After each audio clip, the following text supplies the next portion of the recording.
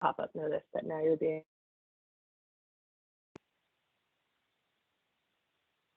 And I get the audio version that tells me.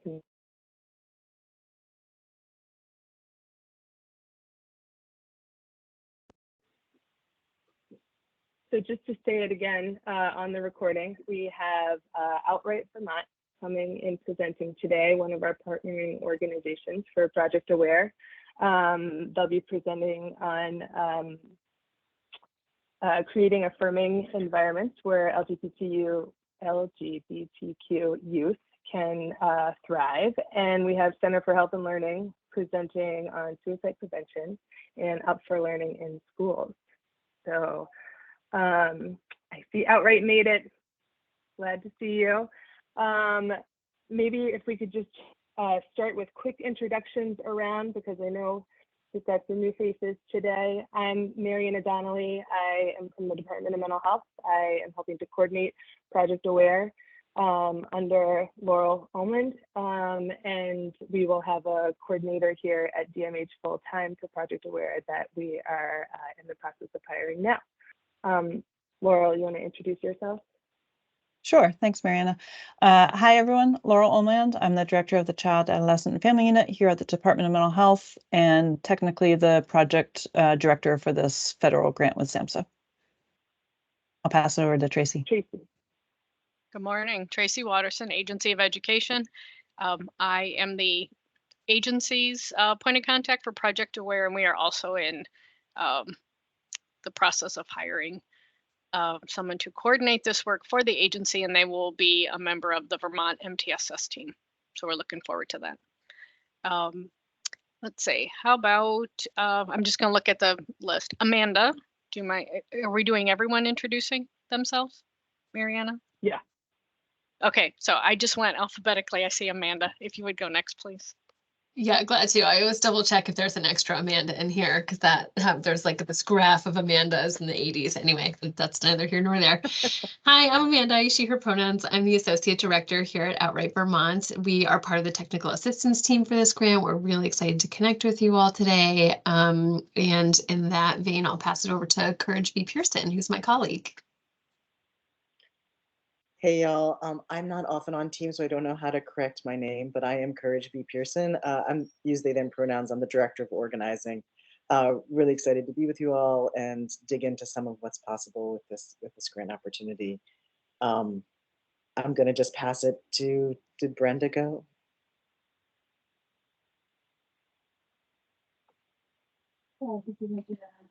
I'm Brenda Waterhouse. I'm principal of Berry City Elementary Middle School. Cassandra, you want to hop in? Sure. Good morning, everyone. Cassandra Townsend. I am the co-director of the BEST project at the Center on Disability and Community Inclusion at the University of Vermont. Great to see all of you. And I do have to sneak out of here in about 10 minutes. Apologies. Thanks, Cassandra. How about Christina? Hi, I'm Christina Maddox. My pronouns are she, her. I am joining from the Center for Health and Learning, and I am a suicide prevention and You Matter program specialist. Thanks, Christina. Dina. Hi, everyone. My name is Dina Chase. I use she, her pronouns, and I'm a senior program specialist at Center for Health and Learning. Thanks, Dina. Tom, you're next on my list. Thanks. I'm Tom Ferris. I'm with the Agency of Education with the Vermont Multi-Tiered System of Support team. Thanks, Tom. Nancy? Hi, all. Nancy Helen, also on the Vermont Multi-Tiered System of Supports team, and I go by she, her pronouns. Thanks, Nancy. Karen? Hi, I'm Ken Kramberg. I'm on the BEST PBIS leadership team at UVM and providing technical assistance to Southwest Vermont SU. It's part of the Aware grant. Thanks, Ken. How about Karen Fredericks? Yeah. Oh, just robbed Okay. you of that. Sorry, Ken. Are you unmuted or am I?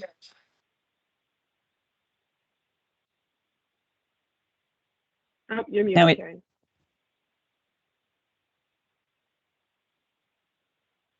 Karen, you're muted. On mine. Hi. There we Karen go. Fredericks. I'm sharing a room with Brenda. We're at Berry City, Berry Unified Union School District. Thanks, Karen. Kim Esom. Hi, good morning. I'm Kim Asim. I use she, her pronouns. I work for the BEST project, providing some overarching support to Project Aware and also specifically providing support to CSSU. So I work with Ken and Cassandra and Rebecca, who will be on momentarily, and Amy, who probably isn't joining us today. Good to see everyone. Thanks, Ken. Lindsay. I'm Lindsay Heller with the SBSU. Thanks, Lindsay. Meredith. Hi, I'm Meredith Scott. I work at Up for Learning. I'm just here to learn about the partners and answer any questions that might have come up about Up last time. Thanks. Lisa.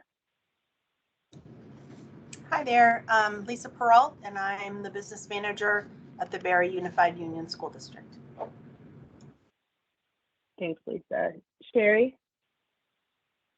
Hey, everybody, I'm Sherry Schoenberg, and I work with the folks at UVM, and in particular supporting the Berry District. Great. Is there anybody that I overlooked? Sometimes the list I go down moves as people enter and leave. Or... Okay. Hopefully I got everybody there. Has anyone else seen this large gallery, and is it actually somebody? I've never seen that before. I see it in the list, but I don't. Yeah, I see it on my screen too. I'm gonna remove it unless it is somebody, because it's weird. It's distracting. Okay. All right. So how about if we let maybe Center for Health and Learning jump in? Sure. I think Christina's going to share her screen if she can.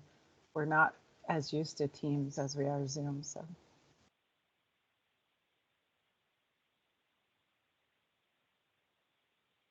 There we go. Great. That looks great.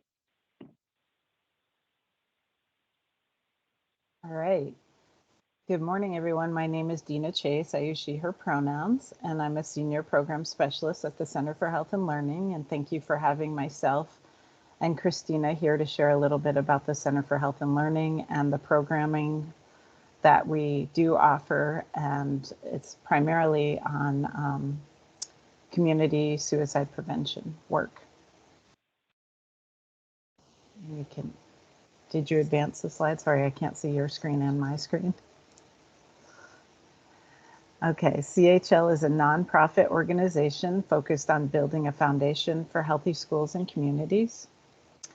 CHL works to improve health via training, policy evaluation, research, and resource development. CHL works with schools, healthcare providers, coalitions, state and national agencies, and organizations. And our mission is to build a foundation for healthy communities through educational resources, professional development, practice improvement, research, policy development, evaluation, and consultation. UMatter was developed based on a review of other suicide prevention programs to determine key concepts. Research from the American Association of Suicidology and the academic literature regarding suicide were applied. Once program goals and objectives were developed, experiential learning activities were designed to reach all learning. Sorry, I can hear typing. I don't know if someone's not on mute. To reach all learning preferences and styles of participants. UMatter is a registered program of the Center for Health and Learning. CHL seeks to disseminate UMatter nationally and work with partners regularly to continue to refine and develop the program. And we have a suite of UMatter programming at CHL, which I'll tell you a little bit more about. But first, the UMatter concept is You matter because you may need help, and you matter because you may be able to help. The first program in our You Matter suite is You Matter Suicide Prevention Awareness and Skills Training. And this is a suicide awareness training, which you may be more familiar with the terminology of gatekeeper training, which we tend not to use in Vermont anymore. And that aims to enhance knowledge, comfort, and skills to identify those who are at risk for suicide in your organization or your community, and to get the resources to help. It is a registered product of CHL and is a 2-hour suicide awareness training. This can be hosted virtually. We offer this monthly to anyone, so it's a general audience monthly, but we also offer this in person or virtually upon request. Community nights and parent-student teacher nights have become very popular. And I'll let you just read through the objectives of the programming yourself.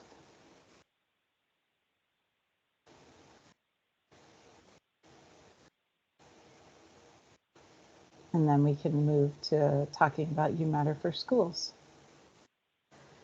You Matter for Schools aims to help teams build comprehensive suicide prevention awareness, strong and thoughtful conversation facilitation, understanding the roles and responsibilities, protocols for prevention and postvention situations, and to be positioned to teach and train other school employees awareness basics in the effort to fortify a solid suicide prevention foundation and culture within the school.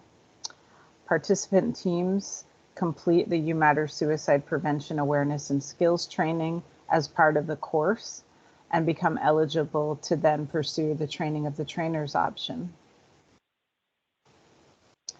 Schools are encouraged to send teams with a minimum of 2 people consisting of a school counselor, nurse, health educator, mental health provider, and/or administrator.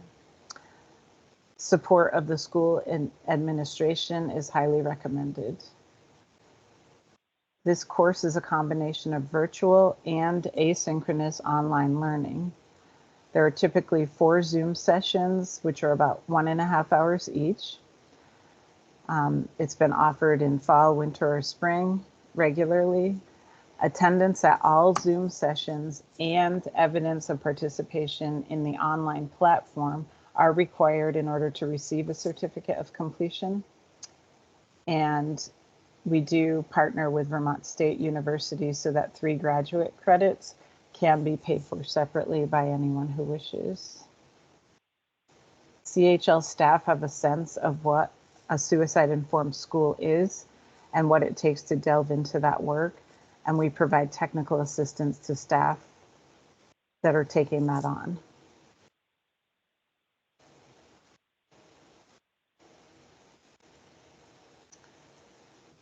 You Matter for Youth and Young Adults 2024 is being revamped with the goal of rolling it out to youth and young adults in schools in 2025. We call this YYA. YYA promotes youth mental health and leadership skills. CHL works directly with adult advisors within school systems to support the delivery of a curriculum focused on building resilience and promoting help-seeking behaviors. Participants are supported in creating a community action project to impact their community. And these are some resources. The links are actually built right in, so when Mariana sends these out after, you'll have them. The Vermont Model School Protocol for Suicide Prevention link is here, if you've not seen that yet. That protocol outlines the foundational elements of a quality model school protocol on suicide prevention and postvention, while asking the supervisory unions / supervisory districts to align, meet, and exceed this standard.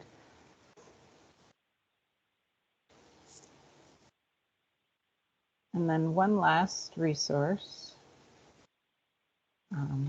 We have multiple other resources, but here, this is a free webinar on the CHL site This webinar adapts and applies elements of a zero suicide approach and applies it to school settings.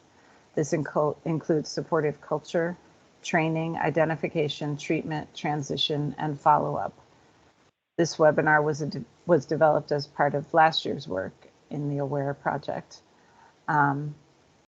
As part of a comprehensive community approach to suicide prevention, every school is encouraged to become prevention prepared. This requires attention to multiple dimensions of the school program: the climate around mental health, the preparedness of adults in the school community to respond to mental health concerns, effective protocols for identification and referral, and engagement of students in prevention through curriculum and social supports.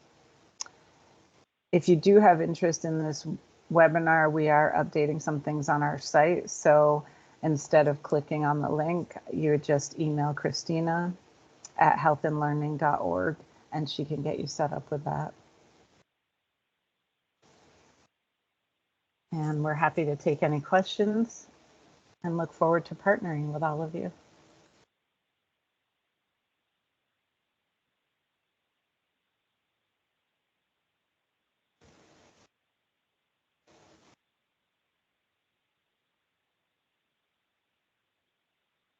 Thanks, Dina. I see Kim has her hand up.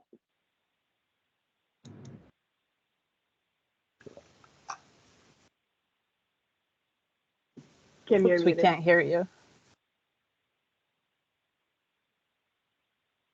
One day, that won't happen. We talked a little bit about just being really thoughtful this go round around, sorry for the background noise, about the intentionality of introducing the work that the various partners are doing to the DCLT and really being inclusive of the data. So I'm curious at this point, given the SUs, SDs that are involved in this iteration of project, where are you doing some work currently with schools that are involved in Project Aware? We have just completed, and I'll let Christina speak to this too, but we have just completed our third round of You Matter for Schools this year, and I don't believe there were any schools from the AWARE project involved in that.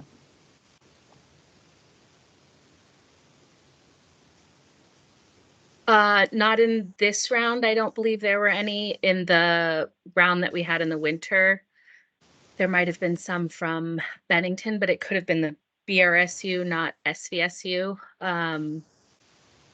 We had a lot from Wyndham this go around in schools. But I'd have to look through the attendance to, give you an accurate answer on that. I do want to name for SVSU, since you mentioned them, there are 2 different federal grants that are doing some work in your region. And so the Garrett Lee Smith Suicide Prevention Grant is focused in Bennington. And Marianne and I are at the table with the Department of Health, who's leading that project. And so we are all trying to coordinate to make sure that we're leveraging the federal dollars the most, so that for SVSU, the You Matter training is going to come out of Project Aware. And other regions within other districts within Bennington will likely tap into the Garrett Lee Smith grant. So that's CHL is trying to manage both of those also. Yes. But just wanted to name that for you in case you had some question if you see information about the Garrett Lee Smith work. I happen to be the project manager on both of those, so I was aware of that, and we are tracking it in the background for sure.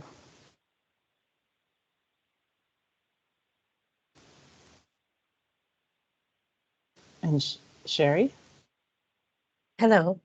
I'm just wondering, to what extent elementary schools have jumped into this work? What are your thoughts about that going forward?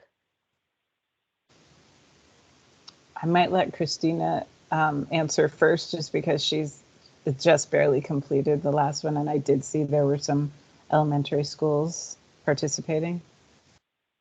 Yeah, I think we definitely are seeing participation from elementary schools, and certainly our focus is on suicide prevention, but in You Matter for Schools, we really share a number of resources for curriculum that looks at emotional intelligence and other what would fall under that SEL branch, that although aren't specific to suicide prevention, can help support those protective factors that we all know are so important. So that's a long-winded way of saying, yes, we are seeing K through 4, K to 5, K to 6 schools joining us for these. Well, can I ask a follow-up question? Is there an intentional connection between the You Matter and mental health first aid? Is it like, yeah, that's my question. I mean, I don't think there is at this point, but I, you know, in a perfect world, there would be, in that mental health first aid might be the first step, and then you would have suicide prevention. But I don't think there's been a specific effort to do that yet, but we would love to see that happen for sure. And we've spoken and started coordinating with one of the other trainers through Aware that is doing mental health first aid to see how we can have intentionality with that programming, the mental health first aid and You Matter when we're pushing into schools through this Aware grant. Yes, and I have a meeting with Sunny tomorrow. No, Thursday. Yeah, I think this grant has really been nice to offer the opportunity for lots of folks who are doing similar work and coming into schools and wanting to focus on student mental health to start coordinating their pieces together and think about how to align the work, which is really the intentionality of the grant, is to provide you all with these opportunities for training and for working on policy and prevention in a lot of ways, but also to help really integrate all of this work together in one system so that it's not individual pieces coming in and you, it gets confusing to know where one begins and one ends. And for those of you who don't know, youth mental health first aid and teen mental health first aid, which are also both part of Project Aware and will be presented on next week, are more of a mental health 101 sort of focused on kids, and give you sort of an overview of appropriate development or areas that would raise concern, and sort of look at where you might have supports in the system to send kids and refer them. And then CHL's You Matter is really more specifically around suicide prevention. So they overlap definitely, but one is much more focused on the specifics of suicide. Tracy. I just wanted to clarify. I think you said next week, but we're actually not having office hour on May 21st. Is that correct? Thank you. That's correct. Thank you. Okay, so it'll be the 28th. So they'll be joining us on May 28th. Great. Thank you for that. Any other burning questions for CHL in the moment? This is not your only opportunity. Lindsay, jump in.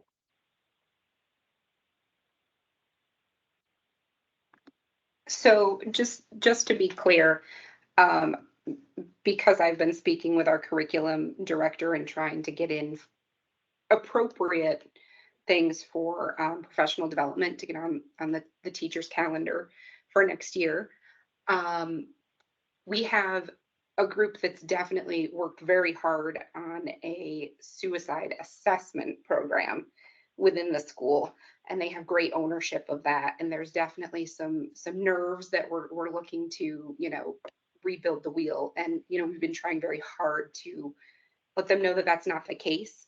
So in You Matter, that is strictly more of a prevention program and doesn't go into necessarily assessment and whatnot, correct? It's more prevention. Is that accurate?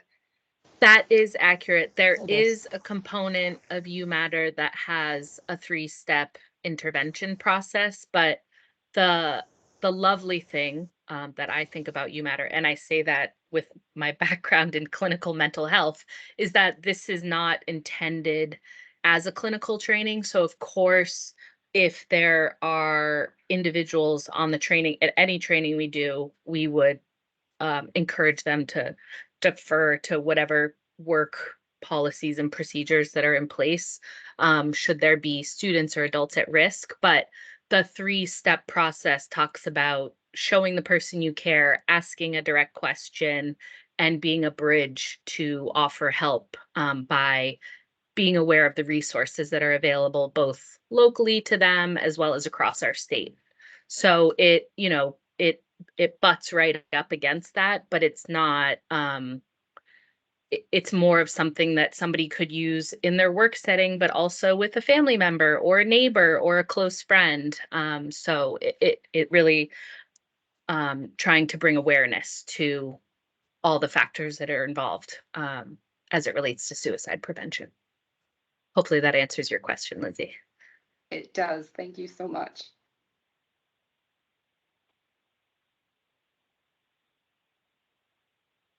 Okay, I think if we let Outright have some time to present and we can ask questions, we can also open it up to questions, you know, for CHL or for any of the grant folks here. So I will turn it over to Amanda and Courage. Thanks all so much. And Mariana, do you mind screen sharing for us? No, let me get that. Teams is not my forte, so I appreciate everyone's patience. We're a Zoom organization. I don't know what to tell you.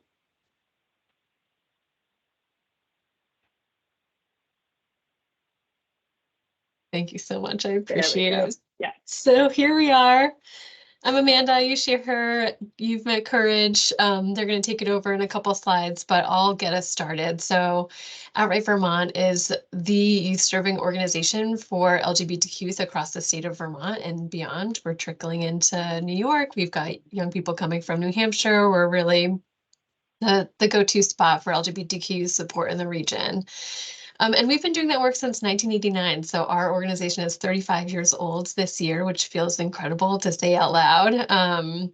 And we've got a lot of really exciting stuff going on. So we'll keep our comments pretty specific to the work of Project Aware, and just know that as we get into deeper relationship with each other and as we get to know each other, we're so excited to help bring you all in and the youth that you support all into everything that Outright can offer.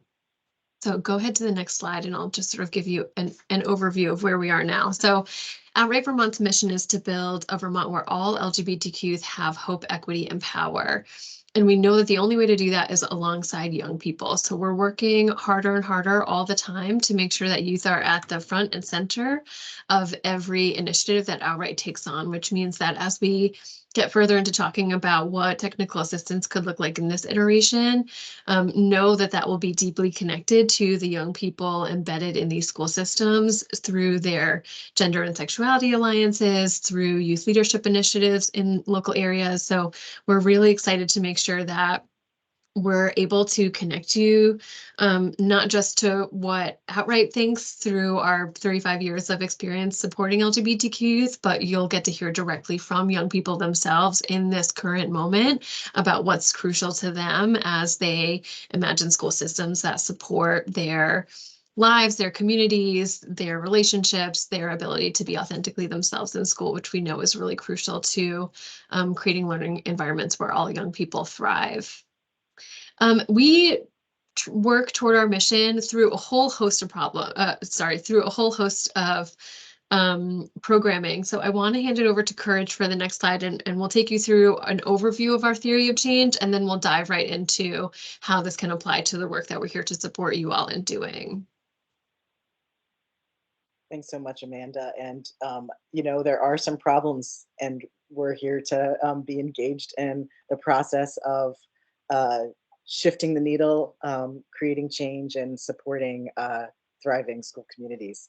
And so our theory of change is sort of like how like what's the how of building hope, equity, and power with LGBTQ plus youth. And so our first part of our theory of change is discovering self and supportive peer connections.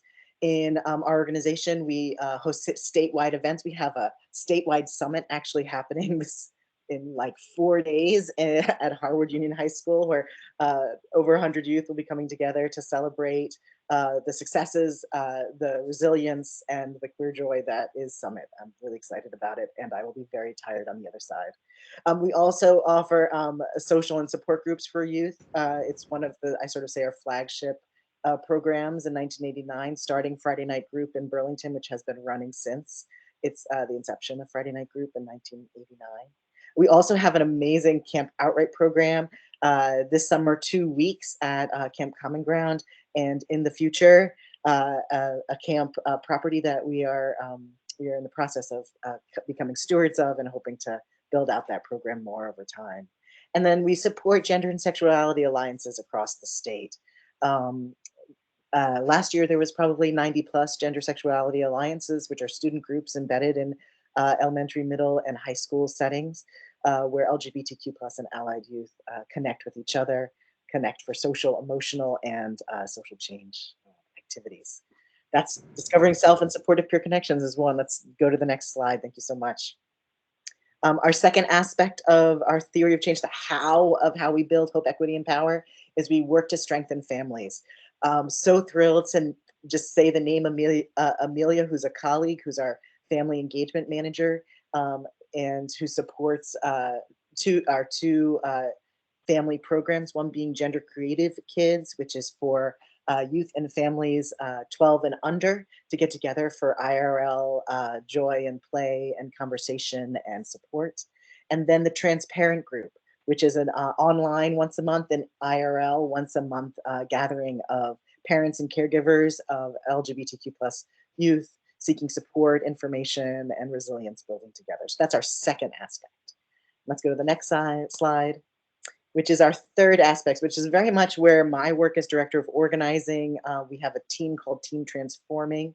And this aware work feels pretty deeply embedded in this aspect of our theory of change, where we train and organize with youth and adults who are seeking to create safer and more liberated environments for LGBTQ plus and really all youth to thrive in schools. We do professional development. We call them learning partnerships, where we engage in no longer one-off trainings, but now a series of trainings and opportunities for us to be in relationship with schools and districts to help assess, teach, practice, reflect, and improve on planning for creating greater inclusion and shifting dynamics, entrenched dynamics of harm. We also engage, a key aspect of that is youth organizing, engaging in youth to engaging with youth to support them to gain skills around creating change in their schools and communities. We also do policy support, coaching and support for schools and districts around policy shifts that they're trying to make. And then there's youth-led direct action, which is connected to our youth organizing and really the process of engaging in relationship with youth to assess what are the things that need to change and to offer them the skills and resources. Sometimes direct action is that resource, sometimes it's policy work, sometimes it's advocacy. But those are the pieces that we do in transforming our schools and communities for. So those are the three parts of our theory of change, of the how of it. I got to tell you, within the constraints of this grant, we're not showing, well, in a way, like the embeddedness of all three aspects of this. I mean, you can't have one without the other. And I really love our theory of change. It's one of the things that makes me feel so excited about sharing about our work, because it really talks about this embeddedness of the sort of different levels of intervention and support around ending the impunity of harm. But we're not able to do all the things with y'all within the constraints of this grant. So I want to share, let me just double check. Yeah, let's look at the offerings that we are offering. If you go to the next slide, thank you so much. Amanda, I'm just going to lead off on this, and will you like interject or So we do a lot of different things within that container of transforming and learning partnerships. I mean, our goal really ultimately, in the broader sense, our goal is to engage all stakeholders who have a stake in schools as one of the last sort of like community spaces that exist in our communities, really explicit community spaces where there's a level of diversity and holding within school communities.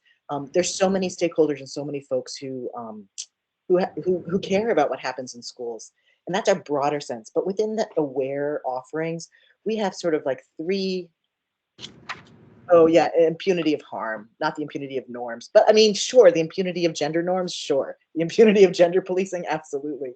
But yeah, there's a lot embedded in what goes into like what's needed for the culture shift that we're needed to end those harms. But within the constraints, I'm babbling, within the constraints of this grant, we're offering three pieces: training institutes, online modules, and project analysis. And let me describe those. You want to go to the next slide? Let's describe the process. So if you all choose to engage with us, this is sort of a process that we will do with you. We will have an initial meeting with myself or Amanda, or possibly a third staff member. We're a team of 5 on Team Transforming. And we work with school systems and youth, and so we're all over the place, but I'm definitely a key anchor, so remember my face. And we'll engage in some relationship building, some conversational assessment, and then we will engage in a process around learning needs assessment with your system, with your setting. Now that has a lot of different components, and our interest is always to hear from multiple stakeholders.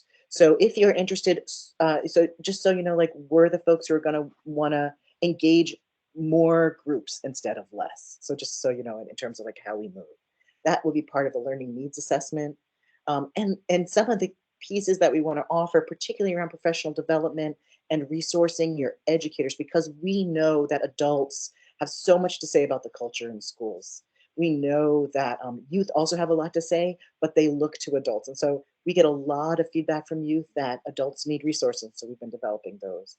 Our online learning modules launched in 2023, and we have 3 up now. We'll have 5 by the end of 2024 or the beginning of 2025, and we have a sort of a soft goal of having 2 new online mods a year. So online learning modules are available to anyone publicly, but if you're partnering with us, we can offer a bulk rate. We can offer supports, administrative support, and the structuring to get your staff through those online modules. We consider online modules kind of like a 101, a readiness, preparedness for engaging in deeper work with us. And then the other thing we wanted to offer, which is something that we often do in community settings, so it does not need to sit only in a school. Like this could be like a school community partnership if you're looking to bring in prevention partners on the ground locally. We offer training institutes. We have one in the works for Rutland. We've done one in St. Johnsbury, one in Newport. And these are 2-day training institutes where pretty much most of our Team Transforming staff comes and does sort of like a deep dive with adults and who are in schools and youth serving professionals, both for the purposes of like engaging and like deepening learning, but also for the purposes of modeling what networking and support around the risks and moves that need to be made in order to create change. So our 2-day training institutes are something that we can offer within capacity. We can't roll those out monthly, for instance, but if you are a system who wants to work with us, we can work with you to like right size that offer, right size that space. Oh, great. Amanda, do you want to say it out loud instead of typing it? Yeah. What I want to say is that this could be a really beautiful vehicle for partnership between the local education agencies and designated agencies. So sort of bringing all the stakeholders of this project into the same room for 2 days to really do a deep dive together. So I just have lots of dreams about how this could unfold, and we will of course work with all of you to see how that takes shape. Yeah, and we have further slides about this. I mean, mostly I'm just talking this and assuming for folks, could you go to the next slide? I can just so you can see the text. So here's the online mods. They're 2-hour video sessions. They're available to the public, but we work if your system, if your school or district wants to roll it out in a school or for a particular population, we work with you on the administrative end to make sure that you have access to it. And right now we have key concepts for LGBTQ plus youth solidarity, gender and sexuality alliances 101. And we also have an intro to Outright right now. We're working on a inclusive sexual health education, and also we're working on a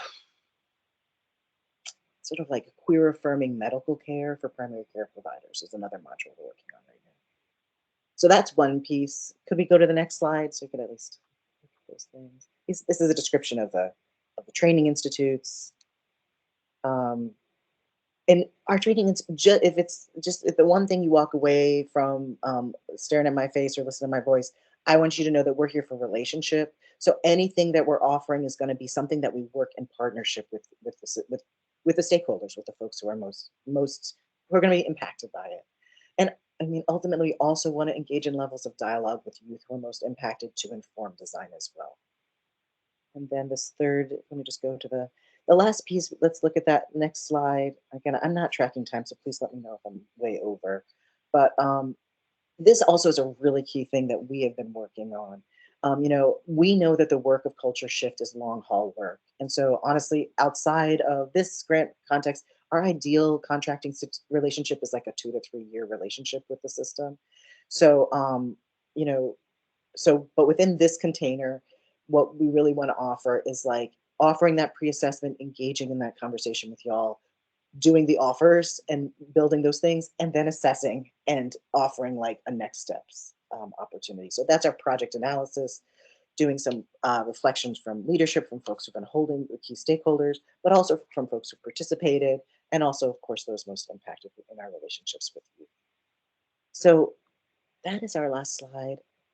That is the container of Aware, like our offerings within Aware. We can stop sharing here for any questions. I do hope that made sense. Really, really glad for this container. I think there's a lot of beautiful potential collaboration and cross-sharing as you all are in this cohort together. Yeah, thank you guys for that. Encourage, I think you just coined a new term. I really like ending the impunity of norms. When you said that, I was like, oh my God. You guys think of harm, but when you put it in those terms, you're like, yeah, that is harmful. Kim, jump in. Yeah, thank you for all that information. I was curious about the learning needs assessment. Is that something that your team would be comfortable in sharing with this group now, or do you need more context before you might share something like that? Well, we do a number of different levels of needs assessment, and for folks with established learning partnerships, we have our own internal evaluation frames, and we would bring some of that into our conversation around a learning needs assessment. But again, in the relational frame, it's hard. Let me just put it from my perspective. It's hard to assess without understanding a baseline. And so I think like the way that we build out learning needs assessments is in dialogue with stakeholders and also using some of our internal assessment. And so it's not a cookie cutter. It's something that we develop in dialogue. And also just to say, some of the assessment frames are really hard. Like how do you assess for belonging? How do you, and so a lot of that again is in a relational frame and looking at outcomes. I definitely know that the Up for Learning folks are gonna be talking like, y'all use YRBS. We definitely use YRBS in our teaching frames, but we don't dive deep into YRBS primarily because, we use it, we assess for it, and in some of our learning partnerships, we're beginning to talk like our longer term learning partnerships, we're beginning to talk about if we could use that as sort of like an assessment frame. But really for us at Outright, YRBS are a useful tool within a framework where we're actually trying to center youth voice and and power and information. And youth don't need to hear about YRBS because they're living YRBS. And so we're trying to develop sort of evaluative frames that can work cross-generationally. That's sort of the value in the way we look at it. I'm going to pause and say, Amanda, how does that, we talk about this all the time, but would love to hear your perspective about learning needs assessment. Yeah, maybe the only thing I'll add for you, Kim, is that the process, when we sort of looked at that slide about process, the first step was having a meeting with a stakeholder, and then was the learning needs assessment. And that is pretty specifically because the direction that conversation takes really helps inform the surveying, the stakeholders, like how we get at some of the learning needs that we start to understand when we move in with a new partnership. So if the conversation had a lot of information for us about incidents of harm or targeting that were happening in a school setting, we would go in one direction. Or if what was happening was like nobody showing up for the GSA that's being offered, we would go in a different direction. So hard to offer you that sort of example survey because we develop it after we have that conversation. Thank you. That's helpful. Yeah, and if I could just say one more thing, that like we have a very clear we've actually been going through some really fun processes of getting clearer on our internal evaluation process, and we are not the center of the universe. Like it really matters that the folks who are involved in in our relationship with us, we're going into your setting. We want you to have a stake in in those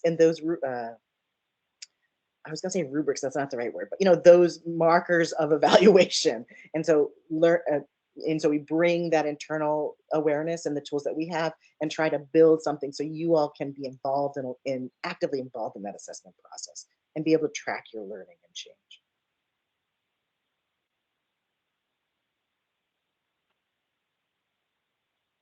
Other questions?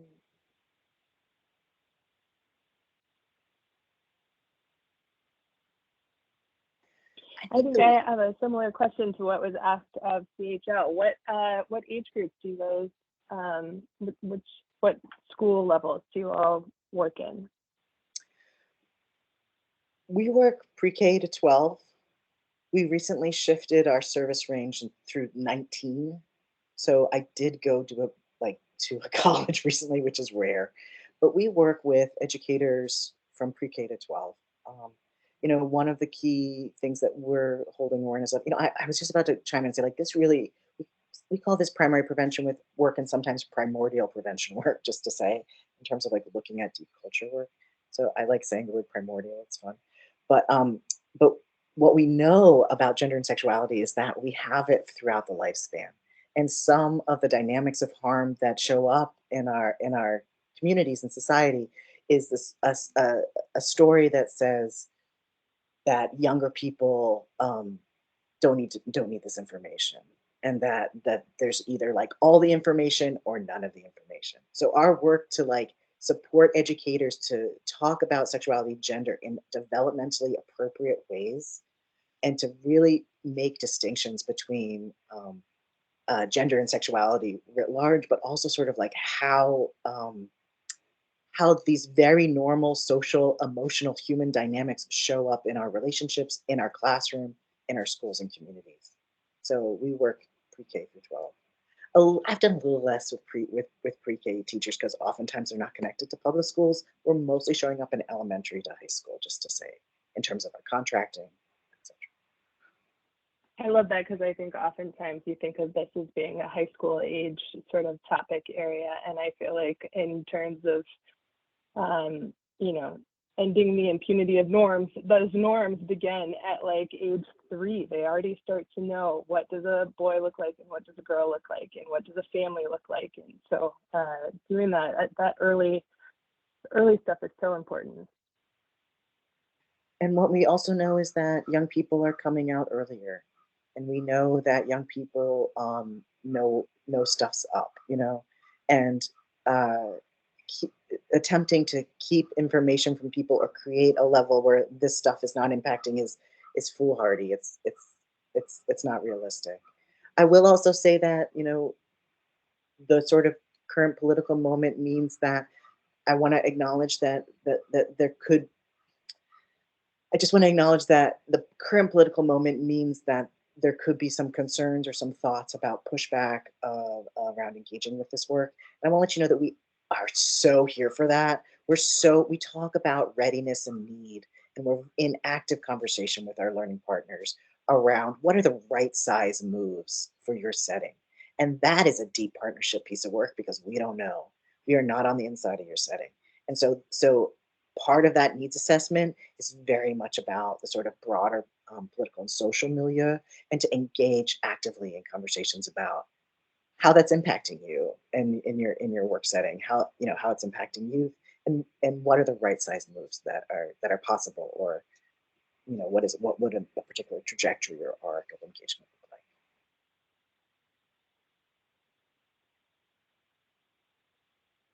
Thank you guys so much for all of that.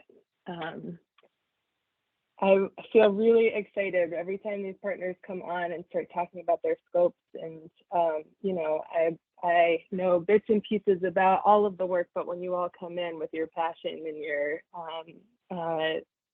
knowledge of, suicide prevention and mental health in kids and LGBTQ support and all of that stuff, it's moving. And I feel like it's an exciting opportunity for these LEAs and DAs to come together and rally around. So it's great. Thank you guys so much. We are almost at the hour. If there's any other burning questions, you could speak up now, or you can always email Tracy or myself, and soon to be 2 new coordinators also in the mix there. But Tracy and I will still be in and providing support. I don't see any hands at the moment, so thank you all so much. And we will see you in 2 weeks. Thanks, everybody. Bye. Bye, y'all. Bye.